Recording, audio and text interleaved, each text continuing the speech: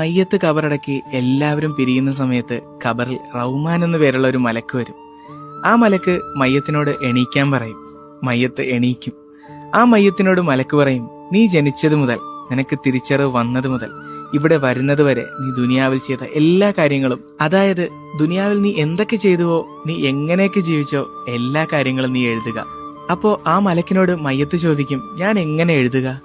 എന്റെ കയ്യിൽ പേനയില്ല, മഷിയില്ല, കടലാസില്ല, ഞാൻ എങ്ങനെയാണ് എഴുതുന്നത്? അപ്പോൾ ആ മലക്ക് മയ്യത്തിനോട് പറയും, നിന്റെ ചൂണ്ടുവിരൽ പേനയാക്കുക, നിന്റെ ഉമിനീര് മഷിയാക്കുക, നിന്റെ കഫം പുടവ കടലാസാക്കുക.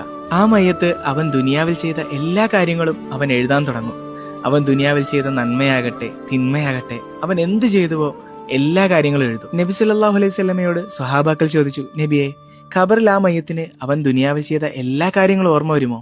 നബി സല്ലല്ലാഹു അലൈഹി വസല്ലമ പറഞ്ഞു, തീർച്ചയായും. അവൻ ദുനിയാവിൽ ജനിച്ച് തിരിച്ചറിവ് വന്നത് മുതൽ അവൻ മരിക്കും വരെ ചെയ്ത എല്ലാ കാര്യങ്ങളും അവന് ഓർമ്മ വരും. അവൻ അത് മുഴുവൻ എഴുതി കഴിഞ്ഞാൽ റഹ്മാൻ അലൈഹിസ്സലാം അവൻ എഴുതിയ പേപ്പർ കീറി അവന്റെ പിരടിയിൽ കെട്ടിക്കൊണ്ട് മലക്ക് അവനോട് പറയും, ഹേ മനുഷ്യ, നീ ഇവിടെ എഴുതിയ കാര്യങ്ങൾ നാളെ നിന്നെ കൊണ്ട് അള്ളാഹു മഹ്ശറയിൽ വായിപ്പിക്കും. ഞാൻ പോയതിനു ശേഷം 2 പേർ വരും. അവർ ചോദിക്കുന്ന ചോദ്യത്തിന് മറുപടി പറഞ്ഞാൽ നീ ഇവിടെ വിജയിച്ചു. റഹ്മാൻ അലൈഹിസ്സലാം പോയി കഴിഞ്ഞാൽ പിന്നെ വരുന്നത് മുൻകർ നക്കീർ